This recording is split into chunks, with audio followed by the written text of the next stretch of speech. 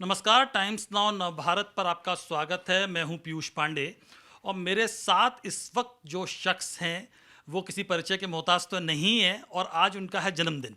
तो पहले मैं बात शुरुआत करूंगा जन्मदिन की बधाई के साथ। मनोज जी, जन्मदिन की बहुत बहुत शुभकामनाएं। Thank you thank Manoj ji मेरे साथ हैं तो उसकी एक खास वजह है। एक किताब मैंने लिखी है, वो है मनोज वाजपेयी कुछ पाने की जिद। ये मेरे लिहाज से जीवनी है। मनोज जी इसको क्या समझते हैं वो मनोज जी से पूछते हैं। नहीं, मेरे हिसाब से ये एक यात्रा का एक अपनी दृष्टि है। अ, हर हर व्यक्ति के बारे में या हर किसी व्यक्ति के यात्रा के बारे में उसके अलग अलग दृष्टिकोण होते हैं अलग अलग लोगों के। और तुमने एक दृष्टिकोण पकड़ा है और उसका पूरी तरह से स्वागत है। इस किताब में बहुत सारे किस्से हैं जो मैंने मनोज वाजपेयी के जीवन में झांकते हुए देखे। मनोज जी, आप जब इस किताब को पढ़ रहे थे तो आपको वो पुरानी यादें आपके जहन में आई जो बहुत ज़्यादा। जो किस्से थे? जी जी, बहुत ज़्यादा। मुझे हमेशा लगता है कि और तुम्हारी किताब को पढ़ते हुए भी लग रहा था जैसे मैं किसी और की जूनी पढ़ रहा हूँ। ऐसा लगता ही नहीं कि ये सारी चीज़ें सच हैं। बड़ा नाटकीय और बड़ा कुछ सपने जैसा सब कुछ लग रहा था। आज जब हम बात कर रहे हैं तो मनोज जी का जन्मदिन है। इस किताब में एक प्रसंग है कि जन्म के साथ ही एक ज्योतिषी थे मनोज जी के गांव में, जिन्होंने ये बता दिया था कि मनोज जी बड़े होकर क्या बनेंगे, नेता बनेंगे या अभिनेता बनेंगे। तो अभिनेता तो बन गए, स्थापित हो गए, सब कुछ हो गया, लेकिन क्या नेता भी बनेंगे? ओ, कभी नहीं। ये मेरा प्रण है कि मैं राजनीति में नहीं जाऊंगा, क्योंकि कभी भी मुझे लगा ही नहीं कि मैं उस काम के लिए हूँ। जैसे मुझे लगता है कि मुझे सिंगिंग सीखना चाहिए था, ऐसा लगता है, क्योंकि मेरे अंदर में एक चाहत रही है। तो मैं गाने सुनता रहता हूँ, गुनगुनाता रहता हूँ, लेकिन मुझे हमेशा लगता है कि मुझे गाना सीखना चाहिए था, ऐसा कभी कभी लगता है। ऐसा मुझे राजनीति को कभी देख के ऐसा कभी नहीं लगा कि मुझे ये करना चाहिए था, ये करना चाहिए। राजनीति का करारा जवाब मिलेगा, आपका फेमस डायलॉग है और ये किताब में भी जिक्र है। और आप इसको और बेहतर तरीके से बता सकते हैं कि बिहार के लाल के रूप में, बिहार के एक बहुत ही प्रतिष्ठित, अब जब आप स्थापित हो गए हैं तो आपके पास ऑफर तो आते ही होंगे राजनीति के। जब से एक्चुअली मैं आपको बताऊं, तमन्ना फिल्म जब मैंने की थी तब से शुरू जो हुए हैं आज तक रुके नहीं हैं। और मैं हमेशा हाथ जोड़ करके सबसे माफ़ी मांगता हूँ, क्षमा मांगता हूँ सबसे, कि ये मेरे लिए बनी ही नहीं है। क्योंकि हर आदमी जब अपने अंदर झांक के देखता है और बड़े फेयर होकर के और बिना किसी बायस के अगर आप अपने अंदर झांकेंगे तो आपको पता चल जाता है कि आप क्या कर सकते हैं और क्या नहीं कर सकते हैं, किस चीज़ के लिए बने हैं और किन चीज़ों के लिए आप नहीं बने हैं। तो मैंने हमेशा पाया कि मैं राजनीति के लिए बिल्कुल नहीं बना हूँ। मनोज जी, इसका मतलब है कि एक्टिंग के लिए ही बने हैं और वो एक्टिंग में ही कुछ करना चाहते हैं। कई सारे प्रसंग किताब में भी हैं। एक अध्याय है इसमें फैमिली मैन का, जिसमें मैंने आपके और परिवार के जो आपके संबंध रहे उस पर बात की है। लेकिन इस दौर में जो दर्शक आपको देखते हैं वो फैमिली मैन, जो आपकी वेब सीरीज आई, पहला वो और दूसरा दोनों सुपरहिट रहे। तो एक सवाल तो ये है कि क्या फैमिली मैन का तीसरा सीजन भी आने वाला है और उसमें आप हैं या नहीं? पहला सवाल तो ये है। मेरे ख्याल से तीसरा तो आएगा ही। मेरे बिना बनेगा, मैं रहूँगा कि नहीं, इस सवाल का जवाब जो है अमेज़ॉन और आज डी के दे सकते हैं। मैं जहाँ तक जानता हूँ कि अभी तक तो मैं हूँ, कल को हटा दे तो मुझे नहीं पता है। इसका मतलब आप हैं उसमें और वो उसका आप इतना इंटीग्रल पार्ट हैं कि उसके बिना कल्पना भी नहीं की जा सकती। लेकिन सर, फैमिली मैन जिस तरह से वेब सीरीज हिट हुई, ओटीटी पर आई, क्या आपको, आपके करियर को उसने एक नई दिशा दी इस सेंस में कि अब आप अलग अलग तरह की फिल्में भी आपको मिलने लगी? क्योंकि आपकी लोकप्रियता जो हम लोग मानते थे कि एक एक्टर के रूप में तो बहुत दुरुस्त रही, लेकिन जो मासिस का हीरो होता है वो शायद फैमिली मैन ने किया। क्या आप इससे सहमत हैं? एक्चुअली मैं सहमत नहीं हूँ।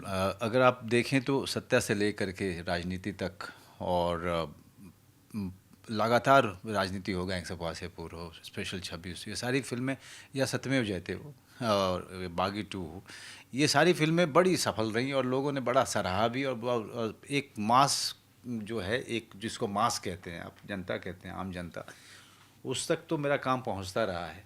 लेकिन हाँ, लेकिन बहुत सारे काम मैंने जो किए हैं वो अगर आप उस काम को देखें, चाहे गली गुलियाँ हो या अलीगढ़ हो या फिर भोसले हो या फिर रुख हो या फिर बुधिया सिंह, इन सारे काम को ये जानते हुए मैंने किया था कि एक बड़े वर्ग, दर्शक वर्ग के लिए, हिंदुस्तान के दर्शक वर्ग के लिए नहीं है। और जिस दर्शक वर्ग के लिए था इंटरनेशनली, मैंने उसके लिए किया था। मेरे ख्याल से हर कलाकार को वो चीज़ें करती रहनी चाहिए। और जो फिल्में मैंने अपनी संतुष्टि के लिए या एक अलग ढंग के दर्शक वर्ग के लिए किया है, मेरे ख्याल से वही फिल्में जो है मुझे अमर बनाएंगी। मुझे नहीं, आगे लेके जाती वो हैं। तो सर मुझे लगता है कि बहुत सारे कलाकारों के करियर में एक या दो फिल्में होती हैं, आपके करियर में कम से कम 9 या 10 ऐसी फिल्में हो गई हैं जो जो इतिहास में अब दर्ज हैं, तो ये तो बहुत बड़ी कामयाबी है। लेकिन आप बतौर एक्टर मतलब आपकी चाहत क्या है कि आप अल्टीमेटली राष्ट्रीय पुरस्कार आपकी झोली में है, अब तो पद्मश्री भी आपकी झोली में है, पॉपुलैरिटी का तो कोई हिसाब किताब नहीं है, आप चाहत क्या है? नहीं नहीं, चाहत तो यही है कि मैं हर नए निर्देशक के साथ में काम करूं और नई कहानी का हिस्सा बनूं। मैं हर कोई मुझसे पूछता है कि इतना सब कुछ मिल गया आपको, इसके आगे क्या चाहेंगे आप, इसके आगे कुछ चाहने के लिए बचा नहीं है। लेकिन लोग नहीं समझ रहे हैं कि मेरी चाहत थी अभिनेता बनने की, वहाँ वो तो मैं बन गया। तो चाहत को अगर देखें तो वो तो बहुत पहले पूरी हो चुकी है मेरी। लेकिन जो अलग अलग कहानियाँ, अलग अलग किरदार, जहाँ पे मैं अपने आप को लगातार आश्चर्यचकित करता रहूँ अपने अपने काम से, ये मैंने बहुत साल पहले निश्चय किया था कि मैं ऐसा कलाकार बनना चाहता हूँ जो दूसरों को आश्चर्यचकित करने में कतई विश्वास न रखे, जो लगातार अपने आप को आश्चर्यचकित कर रहे, जहाँ पे उसे लगे कि अरे ये मैंने किया है या किसी और व्यक्ति ने किया है। तो हर बार जो है मेहनत उसी दिशा की तरफ होती है जहाँ पे मैं अपने आप को चकित कर पाऊँ। मेहनत के कई प्रसंग किताब में है। आपको कौन सा किस्सा इस किताब को पढ़ते हुए आपको हंसी आई, आपको आपके चेहरे पे मुस्कुराहट आ गई है? बहुत सारे किस्से हैं, क्योंकि मेरी जैसे मेरा अपना गुस्सा जो है वो एक, जिस समय गुस्सा आता था उस समय लोगों से झगड़े होते थे, बातचीत बंद हो जाती थी। अब जब मैं पढ़ता हूँ या जब मेरे दोस्त प्रसंग सुनाते हैं या जो किताब पढ़ते हुए जब जब मेरे गुस्से का किस्सा आया तो मैं सिर्फ मुस्कुराता रहा, क्योंकि मुझे हमेशा लगता है कि मैं जब अब जो वो व्यक्ति हूँ वो कोई और ही व्यक्ति था।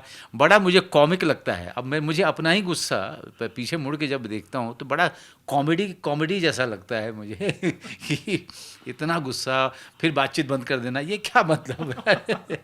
आखिरी सवाल सर, कि इस किताब में जो प्रसंग हैं वो बेसिकली आपकी संघर्ष यात्रा ज़्यादा है, मुंबई में स्थापित होने के बाद के किस्से कम हैं। तो क्या आपको लगता है कि वो इतने किस्से हैं कि उस पर भी ये किताब आ सकती है? और दूसरा सवाल ये कि क्या आपके मन में इस किताब को पढ़ के आया कि आपकी लाइफ भी एक फिल्म से कम नहीं है?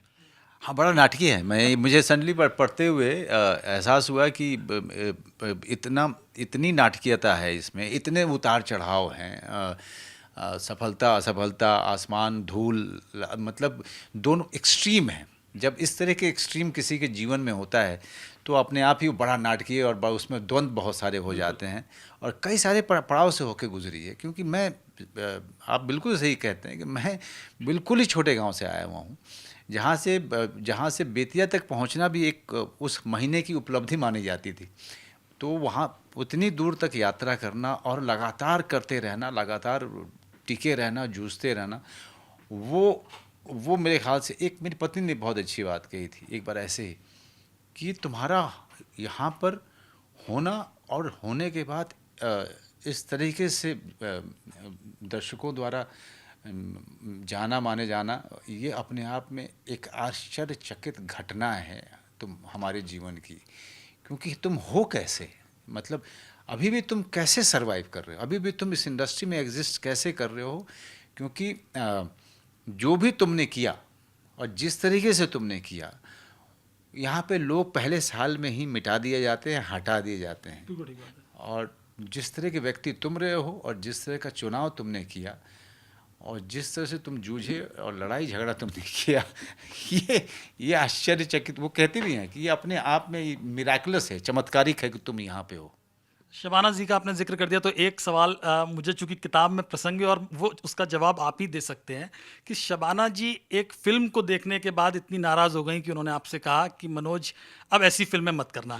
और वो फिल्म कौन सी थी? क्योंकि आपकी छोटी बहन ने भी जिक्र किया कि एक फिल्म उनको पसंद नहीं आई थी, लेकिन शबाना जी जिस फिल्म को देखकर आपको ये मैसेज करती हैं या कहती हैं कि बॉस ऐसी फिल्म अब नहीं, तो वो कौन सी फिल्म थी? पता है, मैं फ़िल्म का नाम इसलिए नहीं लूँगा क्योंकि चुनाव तो मेरा था, वो डायरेक्टर की तो गलती नहीं थी और मैंने पूरे मन के साथ उस फिल्म को किया था। लेकिन वो फिल्म उलट पड़ गई थी, वो ढंग से बन नहीं पाई। कोई संकेत? संकेत मैं क्या दूँ, उसमें जो है मतलब बतौर बायोग्राफर दो हीरोइनें थी उसमें। फरेब। मैं नहीं बताऊंगा। फरेब। लेकिन उसमें उनको इसलिए दिक्कत हुई थी क्योंकि वो हॉल में बैठी हुई थी और कुछ तीन चार लड़कियां उनकी आगे बैठी थी। वो इस बात से बिल्कुल अनभिज्ञ थी कि पीछे शबाना बैठी हैं और जिस तरीके से वो मुझे गाली दे रही थी कि इस फिल्म का हिस्सा होने के लिए, और जिस तरीके से वो मुझे नापसंद कर रही थी कि मनोज बाजपेयी ने ये फिल्म क्यों किया और फिर मेरा मजाक उड़ा रही थी, उससे उन्होंने बहुत अपमानित महसूस किया था। तो उन्होंने कहा था कि यार हमें कुछ चाहिए नहीं, हमारी इच्छाएं तो ऐसी कोई बहुत ही महल बनाने की है नहीं, तो वही काम करो जो करने के लिए तुम यहाँ पे आए हो। If you think that you are doing it for me, then please don't do it because I don't want you to do these kind of films. तो वो मेरे लिए बहुत बड़ा सबक था और अपने आप में साहस देने वाला भी था कि मेरी पत्नी मेरे साथ है। हाँ। ये बहुत बड़ी बात। मनोज जी, अब आपको दर्शक, आपके फैन सबसे पहले किस फिल्म में देखने वाले हैं? जब आप मुझसे बात कर रहे हैं तब मैंने 5 प्रोजेक्ट कंप्लीट कर दिया है, जिसमें से 4 फिल्में हैं, एक सीरीज़ है और ये सीरीज़ है इसका अगला कोई सीज़न अभी तक तो नहीं। तो और ये 5 फिल्मों को लेकर के मैं बहुत फ़ख्र महसूस करता हूँ अपने ऊपर, क्योंकि मैंने हमेशा चाहता था कि मैं अपने जीवन में ऐसी फिल्मों की श्रृंखला तैयार करूँ जहाँ पर दर्शकों के लिए बहुत सारा कुछ हो देखने के लिए मनोज बाजपेयी का, और साथ ही साथ सबके अलग अलग फेवरेट हों और सब अलग अलग 5 मेरी अच्छी फिल्में चुन पाएँ, ऐसी स्वतंत्रता हो और किसी का चुनाव किसी से मिले नहीं। ये मेरा ख्वाब रहा है। अब इसको मैंने फैमिली मैन से पहले इस बात को मैं अचीव कर चुका था, लेकिन फैमिली मैन और फिर जो ये 5 फिल्में मैंने की हैं, मुझे बड़ा फ़ख्र है कि मैं इन फिल्मों का हिस्सा हूँ, इन प्रोजेक्ट्स का मैं हिस्सा हूँ, क्योंकि ये आगे आने वाले समय में लोग इसके बारे में बात करेंगे। तो दर्शकों के लिए एक अच्छी खबर है कि मनोज जी ने 5 ऐसी फिल्में की हैं जो अपने आप में अलग अलग रंग की हैं, अलग अलग ढंग की हैं, और एक्टिंग के बारे में कहने की तो ज़रूरत है ही नहीं। तो फिल्में जल्दी देखने को मिलेंगी। मनोज जी इन फिल्मों के चुनाव तक इस स्थिति में कैसे पहुँचे, ये इस किताब में पढ़ने को मिलेगा। फिलहाल मनोज जी को एक बार फिर जन्मदिन की बहुत बहुत बधाई। Thank you. खबरों के पीछे की खबर पहुंचाते हैं हम, आपकी आवाज को मुद्दा बनाते हैं हम। टाइम्स नाउ नवभारत को YouTube पर लाइव देखिए, सब्सक्राइब करिए और बेल आइकन जरूर दबाइए।